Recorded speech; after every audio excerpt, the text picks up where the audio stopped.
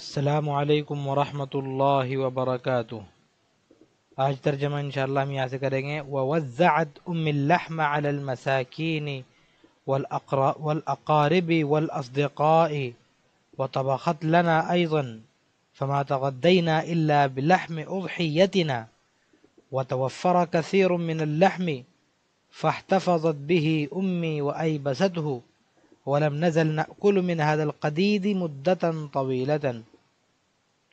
وزعت، وزع یوزع توزیعا باب تفعیل سے ہے۔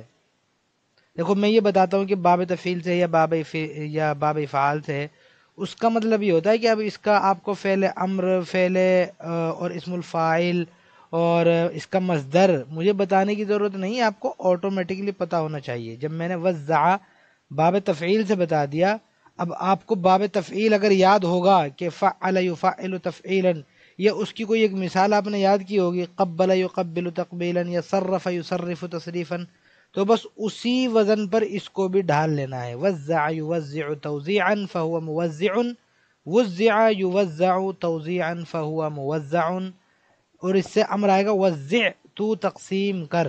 تو یہ مطلب ہوتا ہے باب کا نام بتانے کا، کہ باب کا نام بتا دیا، اب آپ کو مصدر وغیرہ کچھ پوچھنے کی ضرورت نہیں ہے، مصدر آٹومیٹکلی پتہ ہونا چاہیے۔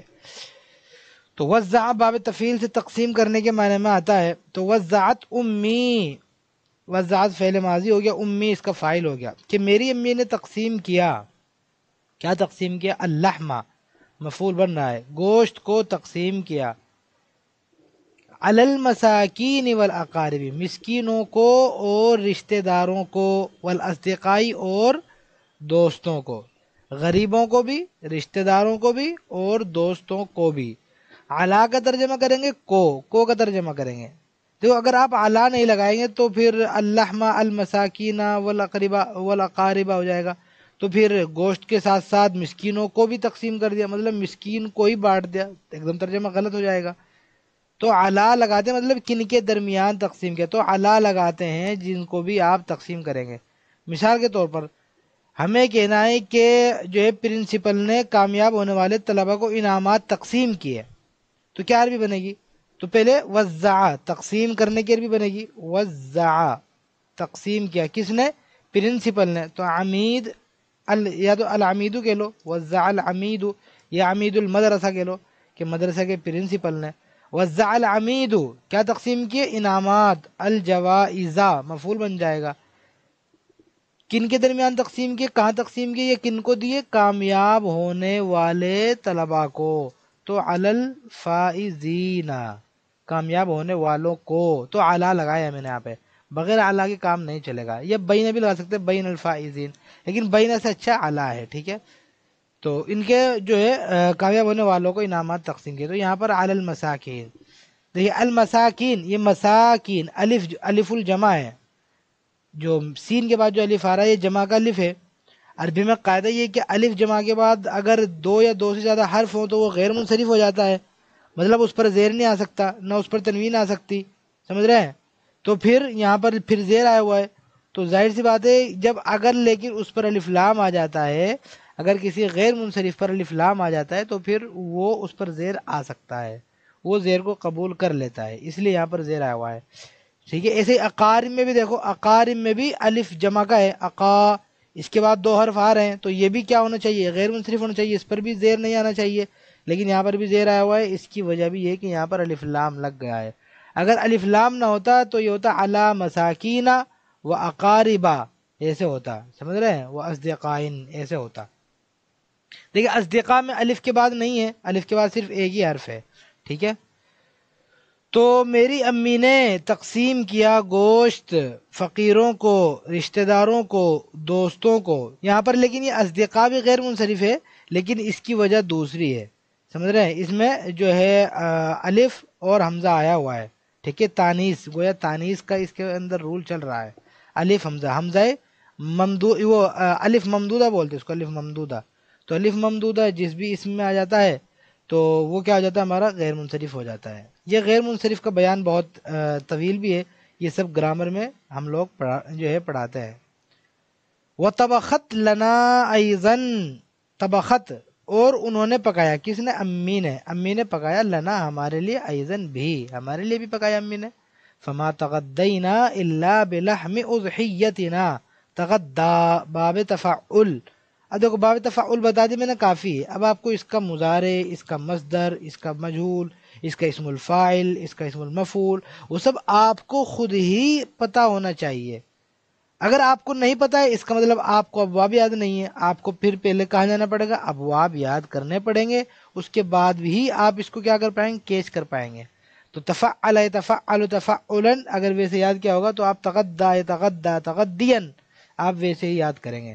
یہ ابواب بھی باقاعدہ یاد کرنے کی چیز ہے، اس کو بھی بہت سیریسلی پڑھا جاتا ہے، الحمدللہ ہم اپنی گرامر کی کلاسوں میں یہ سب پڑھاتے ہیں۔ تغدا کے معنی آتے ہیں لنچ کرنے کے، دوپہر کا کھانا کھانے کو بولتے ہیں، ٹھیک ہے، لنچ کرنا۔ تو فما تغدینا فعل ماضی ہے، ماضی جمع متکلم کا صیغہ ہے، ہم نے لنچ نہیں کیا الا مگر بلحم اضحیتنا اپنی قربانی کے جانور کے گوشت سے۔ اضحیہ قربانی کا جانور کو بولتے ہیں، اضحیتنا اپنی جو ہماری جو قربانی تھی اسی کے گوشت سے، یا قربانی کے جانور کے گوشت سے، ایسے کر لو ترجمہ، یا پھر قربانی کے گوشت سے ہی ہم نے کیا کیا؟ لنچ کیا۔ ہم نے ڈائریکٹ صرف قربانی کا گوشت ہی کھایا تھا اس کے اندر دوپہر میں۔ کہہ رہے ہیں وَتَوَفَّرَ كَثِيرٌ مِّنَ اللَّحْمِ، توفر باب تفعل، یہ بھی دیکھو توفر سے اسم الفاعل کیا آئے گا؟ اب آپ کو پتا ہونا چاہیے متوفر آئے گا، متوفر، کیونکہ تفعل سے متفعل آتا ہے۔ توفر کے معنی آتے ہیں میسر ہونا، ملنا، فراہم ہونا۔ وتوفر اور فراہم ہوا، میسر ہوا، ملا، کیا ملا؟ کثیر من اللحم، بہت سارا گوشت فراہم ہو گیا، بہت سارا گوشت مل گیا، میسر ہو گیا۔ فاحتفظت به امی، یا بچ گیا، بچ گیا بھی کا بھی آپ ترجمہ کر سکتے ہیں۔ احتفظ باب افتعال سے آتا ہے، احتفظ یہاں پر لکھ دیتا ہوں میں، یہ باب افتعال محفوظ کرنے کے معنی میں آتا ہے، با کے ساتھ آئے گا۔ فاحتفظت به امی، احتفظت کا فاعل ہے امی، تو میری امی نے اس کو محفوظ کر لیا۔ وَأَيْبَسَتْهُ، ایبسا باب افعال، ایبسا یوبسو ایباسن، سمجھ رہے ہو؟ ایسے باب افعال سے سکھانا، خشک کرنے کے معنی میں۔ وَأَيْبَسَتْهُ وَأَيْبَسَتْ، ایبسا ایبسا ایبسو ایبست، اور انہوں نے سکھا لیا، کنہوں نے؟ امی نے، امی نے خشک کر لیا ہو اس کو خشک کر لیا۔ پہلے زمانے کے اندر جب گوشت کو زیادہ دنوں تک رکھنا ہوتا تھا تو اس کا طریقہ یہی تھا کہ اس کو نمک وغیرہ لگا کر خشک کر لیتے تھے، تو وہ کافی دنوں تک چل جاتا تھا۔ پہلے تو یہ سب فریزر نہیں تھے کہ فریزر میں رکھ کے جو ہے 10 دن اور 15 دن ایک ایک مہینہ کھا لو، پہلے تو ایسا نہیں تھا، فریزر تو نہیں تھے، لائٹیں ہی نہیں تھی، تو پھر وہ کیا کرتے تھے؟ اس پر نمک لگا کر اس کو دھوپ میں سکھا لیتے تھے، تو اسی لیے اس کو سکھا لیا تھا۔ وَلَمْ نَزَلْ نَأْكُلُ، لَمْ نَزَلْ نَأْكُلُ، ہم کیا وہ کریں گے ترجمہ؟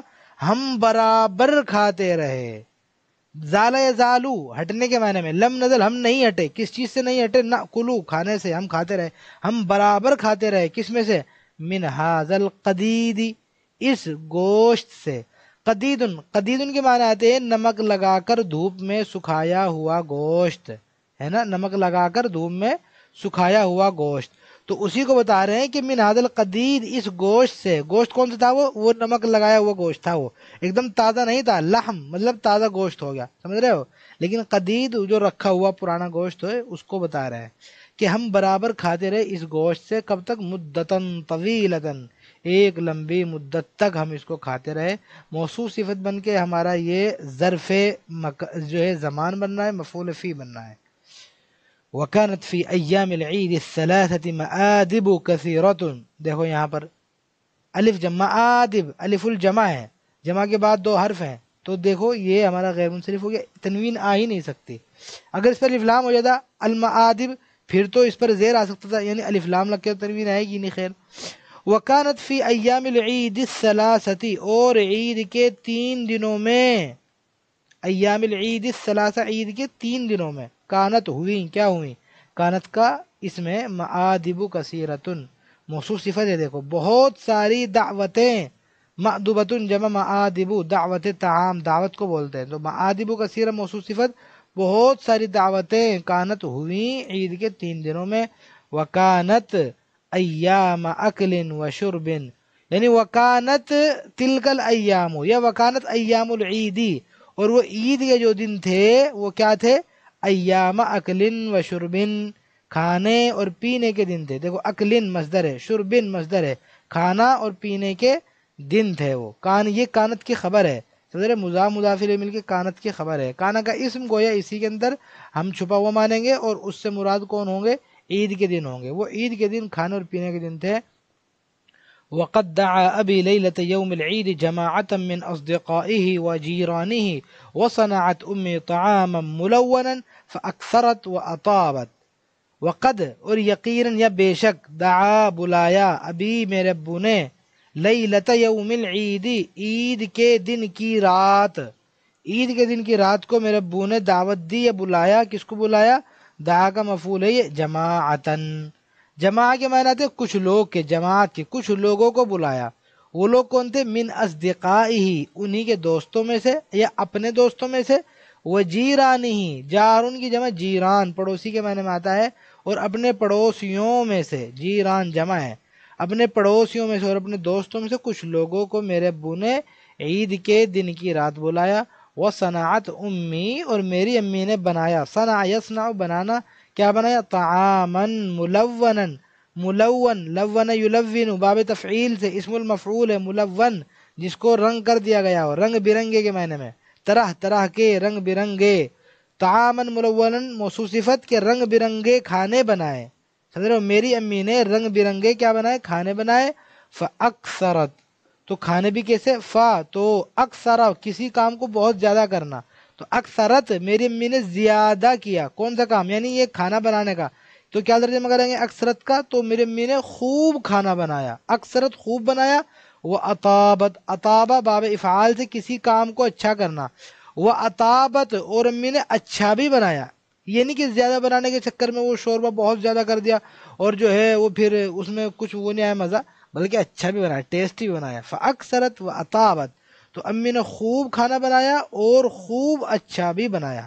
دیکھو دو ہی لفظ کتنا بڑا کام کر رہے ہیں، ورنہ آپ کو یہی بات کہنے کے لیے کہنا پڑتا کہ فصنع طعاما کثیرا وطعاما لذیذا شہیا، اس طرح کا مطلب آپ کو لمبے جملے کہنے پڑتے۔